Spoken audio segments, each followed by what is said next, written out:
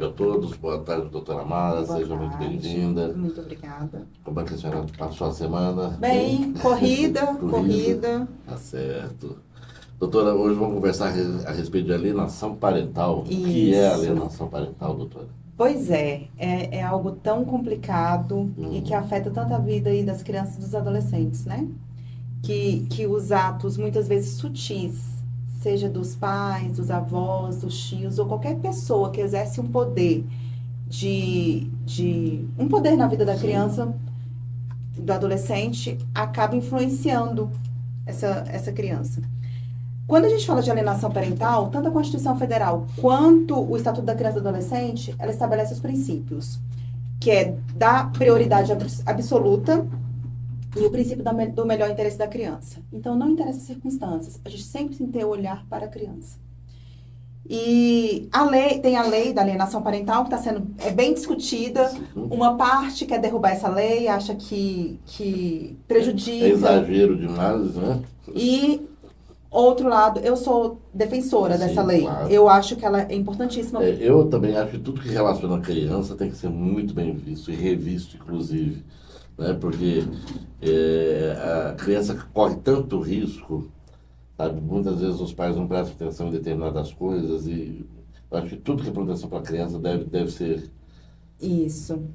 E aí, a lei ela estabelece, por exemplo, considera-se atos de alienação parental a interferência na formação psicológica da criança e do adolescente, promovida ou induzida por um dos genitores, pelos avós ou pelos que têm pela criança ou adolescente sob sua autoridade, guarda ou vigilância, para que repudie genitor ou que cause prejuízo ou estabelecimento ou a manutenção do vínculo com este. Então, é aquela situação que cria na criança falsas memórias. Vou dar um exemplo de uma alienação parental de um processo que eu atuei, que a criança machucou. E aí, o pai falava assim, o que aconteceu? A mamãe bateu na criança? E a criança falava assim, não, caiu. A criança nem falava direito, falava assim, caiu.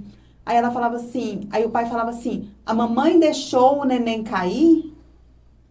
Ou seja, induzindo a criança a pensar que a mãe negligenciou no cuidado, que a mãe não teve aquele cuidado efetivo. Uma criança de 2 anos cair na sua frente, na minha frente, óbvio que a gente tem que ter o maior cuidado com a criança. Com certeza. Mas a gente não pode induzir a maldade daquele que estava cuidando dele. Então, vai criando na criança aquelas falsas memórias. São atos muito... Outra situação que aconteceu, que uma mãe gravava no Instagram, mensagens assim, ela segurando a criança no colo e falava, estava no dia do pai buscar a criança, o pai não foi. Aí ela falava assim, tá vendo? O papai não gosta de você. O papai, o fulano, o irmãozinho, a mulher, o pai já estava no segundo relacionamento e a mulher estava grávida desse segundo relacionamento. E falava assim, o fulano vai nascer, e o papai vai esquecer de você. Gravado nas redes sociais. Então,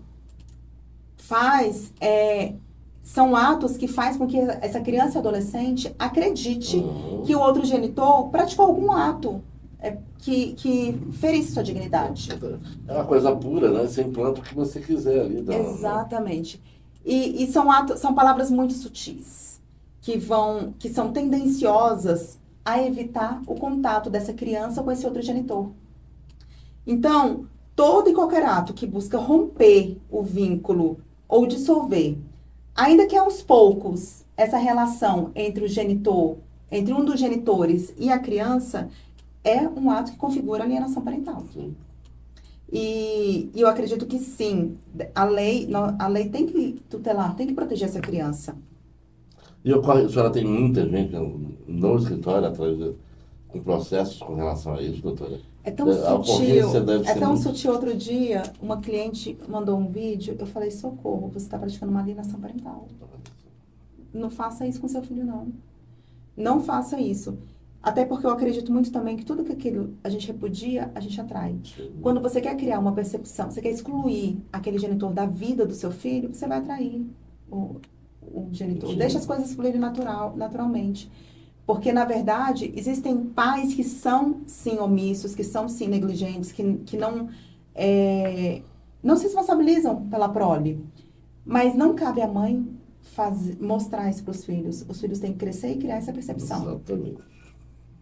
Então, a lei, ela apresenta um rol exemplificativo. Esse rol não é taxativo de atos caracterizadores da alienação parental.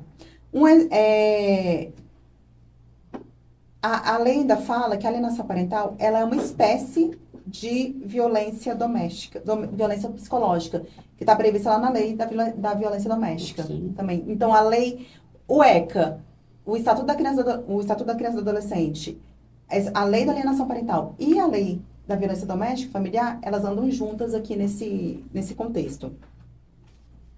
Aí, por exemplo, eu vou falar aqui algumas situações que a lei fala que é ato caracterizador da violência doméstica. Muitos ouvintes, eu tenho certeza que vão falar, gente, eu já falei isso pro meu filho. Eu já fiz isso daqui. E principalmente naquela hora do nervoso, né? Com o outro, você acaba fazendo um monte de bobagem, né? Exatamente. Por exemplo, a lei fala: realizar campanha de desqualificação da conduta do genitor no exercício da paternidade ou maternidade. Por exemplo, um dos genitores vai à praia com a criança. Aí fica falando, tá vendo? Você tá aqui porque eu te trouxe. Se dependesse do seu pai ou da sua mãe, você nunca iria viajar. Ah, você tá usando essa roupa porque eu te dei. Porque se dependesse do seu pai e da sua mãe, você não teria nada. Seu pai e sua mãe não trabalham. Ele não faz nada. Pior que eu já ouvi isso. Já! Eu já ouvi isso. Seu pai e sua mãe não tá nem aí pra você. Eles não se preocupam com você. Isso é um ato de alienação parental. Não pode fazer isso. Outro exemplo. Dificultar o exercício da autoridade parental. Isso aqui é muito comum quando o casal tá divorciado, separado, divorciado. Aí vem aquele negócio. Ou até mesmo no decorrer do casamento, vem aquela questão. A mãe fala, todo sábado você vai lavar o tênis. Fala para o adolescente. Sim. O outro genitor vai lá, ou ele lava, ou ele mesmo lava. Ou então a sua mãe tem que lavar. Ou então fala, não, você não vai lavar, não. Isso é um ato de... Por quê? Porque está tirando a autoridade daquele outro genitor. Sim. Se um dos genitores falou para o filho fazer determinado ato, tudo bem que os pais resolvam em outro momento, mas não tirando a autoridade do filho, daquele outro genitor na frente do filho. Isso jamais. Isso é um ato de violência. Isso eu sempre digo. Se você tiver alguma coisa para resolver com a sua esposa, nunca na frente dos filhos.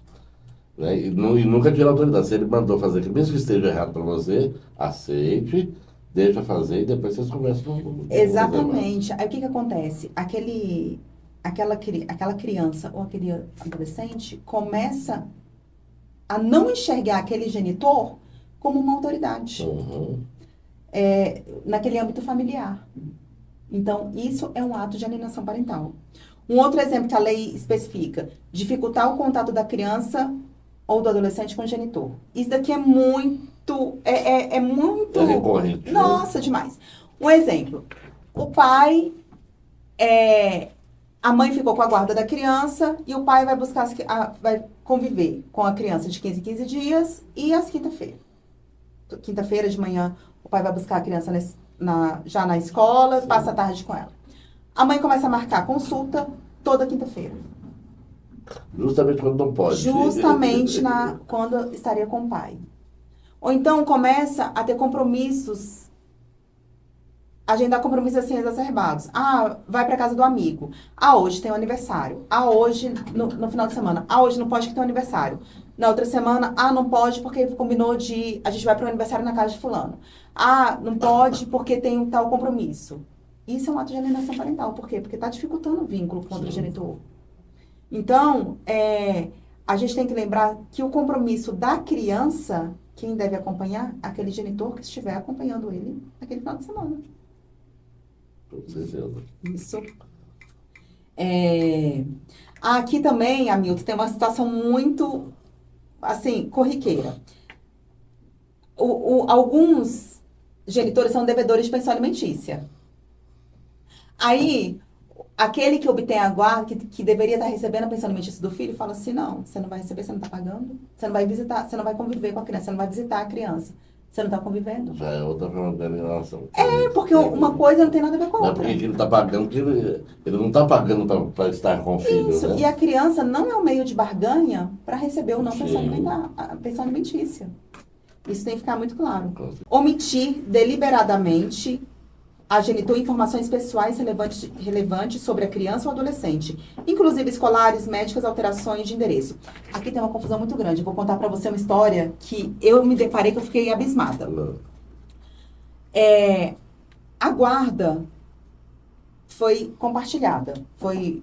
Trabalhei no processo, fui advogada do pai e a guarda foi determinada como compartilhada. E um dia, só que o lar de referência é materno. Tudo bem. E um dia o pai foi na escola obter informações. A escola não deu informações para o pai.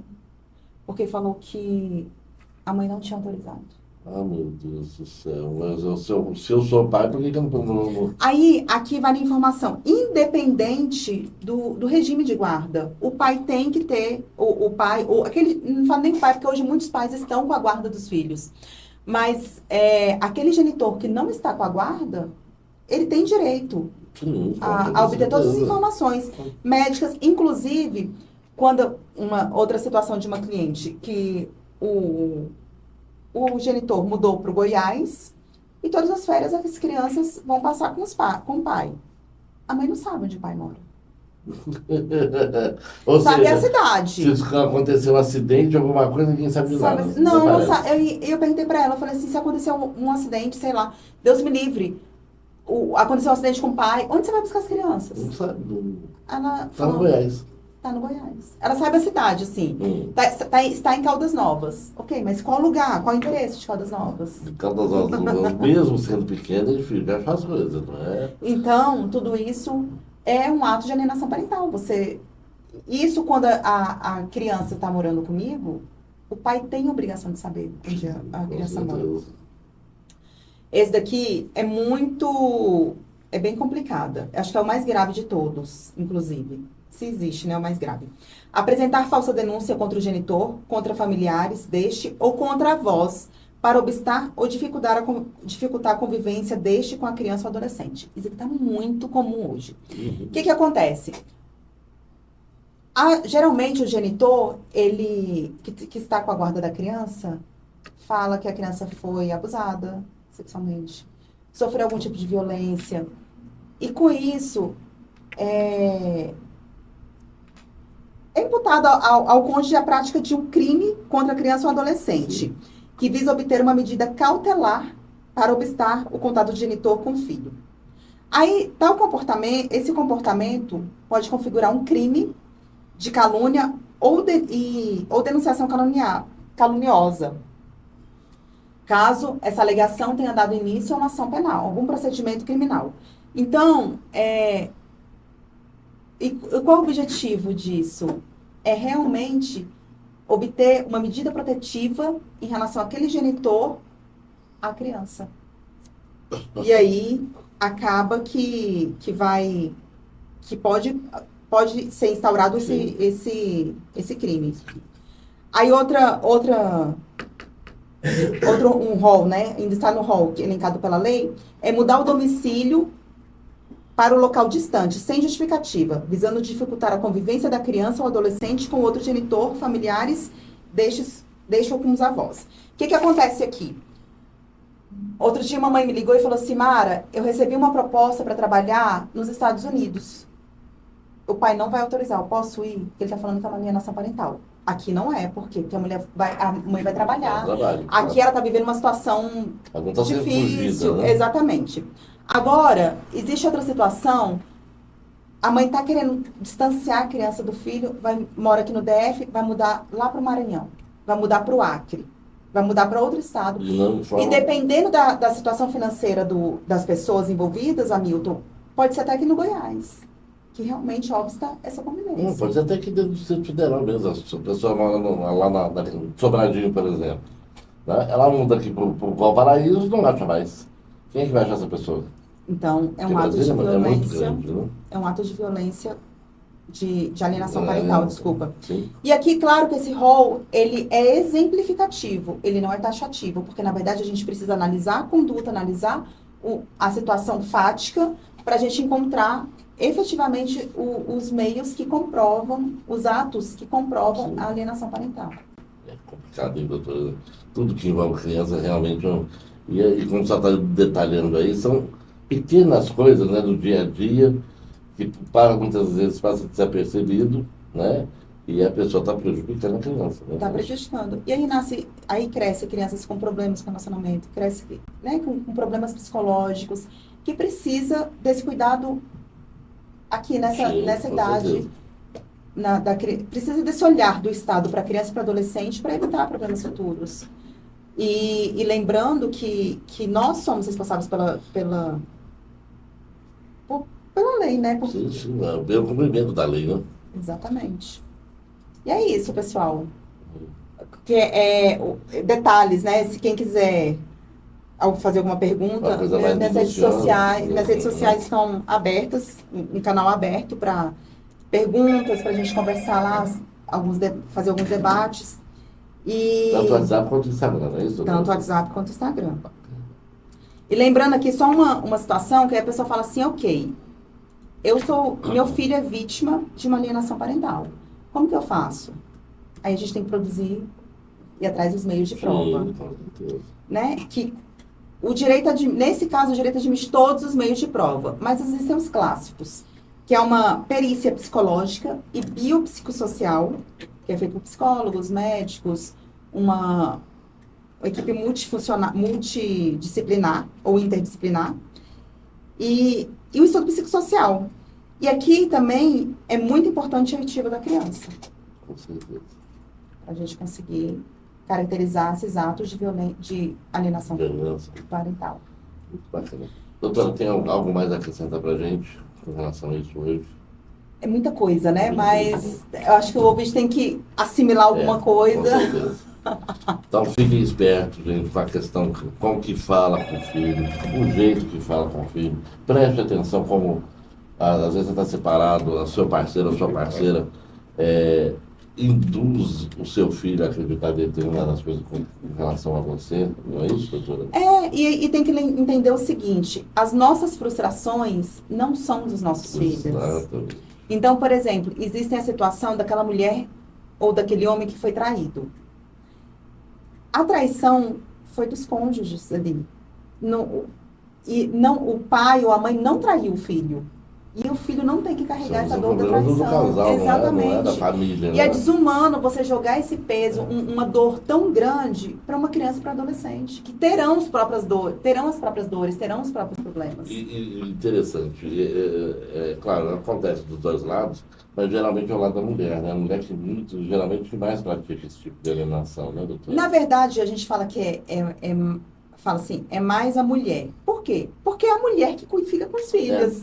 Quando você joga na estatística, homem é muito cruel também, amigo. Não, sim. É muito cruel. Homem é mais fofoqueiro que a mulher, não vai ser cruel. Então, eles praticam uma alienação violenta também. Tipo, coisas que é muito comum. O homem fica falando, sua mãe trabalha, sua mãe não faz nada. Quem sustenta você sou eu. Se não fosse por mim, você não era nada na vida.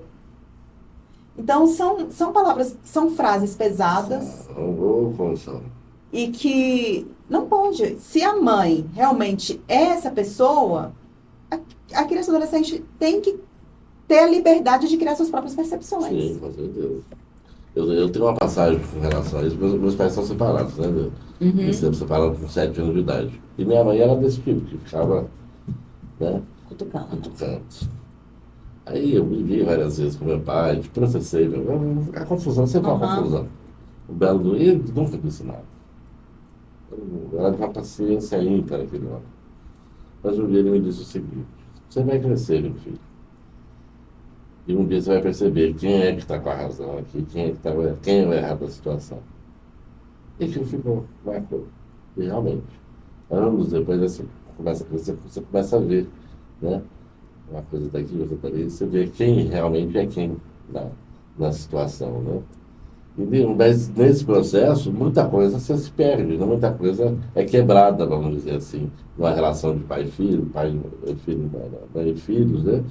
Você se perde, né? Muito tempo, cria-se feridas, cria-se coisas que não sem necessidade. Eu acredito muito na intenção, sabe, Hamilton? Eu acho que um pai e uma mãe, eles não têm a intenção de fazer mal ao filho. Sim. Só que na época da sua mãe, na época do seu pai, na época dos meus pais, eles não tinham a informação que nós temos hoje.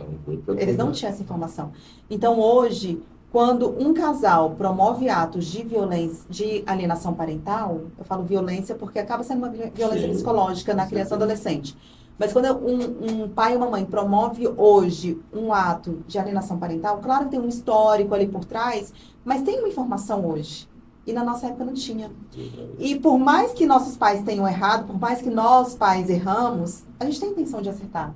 Não é por um ato de prejudicar. A gente não quer prejudicar o nosso filho.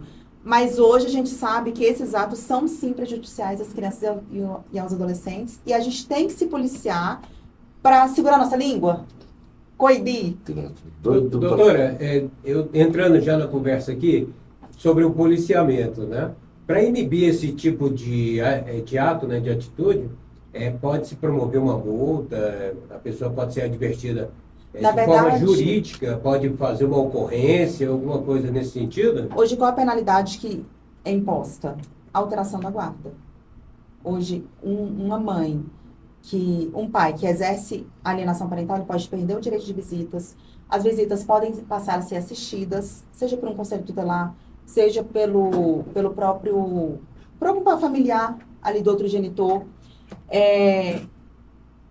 Hoje, assim, mas o Estado, ele está muito travado, a gente ainda está muito amarrado, o Jorge, nessa questão da alienação parental. E o que é o melhor? É ajuizar uma ação, que aí, um processo judicial, que a gente consegue ali, dentro daquela situação hipotética, se já tiver um processo em curso, a gente já pode pedir essa alegação da alienação parental no próprio processo. Se não tiver um processo em curso, a gente pode ser uma ação cautelar, aí depende do caso concreto que a gente atua de forma a tutelar os interesses dessa criança. Mas, assim, não é uma coisa que inibe de forma imediata. Isso aí vai promover aí uma troca sutil, não tem como É muito sutil. Primeira coisa, a gente precisa vai ter que conviver com esse tipo de... A gente precisa relacionar as provas. Porque você ir lá e falar, está praticando alienação parental. A minha esposa, a minha ex-mulher, está praticando alienação parental. Ok, é uma simples alegação. O que comprova? Um estudo psicossocial. Então, o que a gente precisa? Antecipar essa produção de provas. Automaticamente, o advogado, o que ele já faz? Já pede para a criança ser ouvida por uma equipe multidisciplinar para constatar a alienação parental. Aí sim a gente consegue atuar de forma eficaz. Entendo. E é isso, pessoal. Então, nosso escritório fica lá em Águas Claras, na Rua 9 Norte, ao lado da Estação Arnequeiras, edifício Atlantis Trade Center. O telefone para contato, 619-9948-6034. E o Instagram, ADV Mara Carvalho. Muito obrigado, doutora, pela presença mais uma vez. Sempre um bom papo, sempre muita instrução para a gente. Obrigada a vocês pelo espaço. A gente agradece a presença.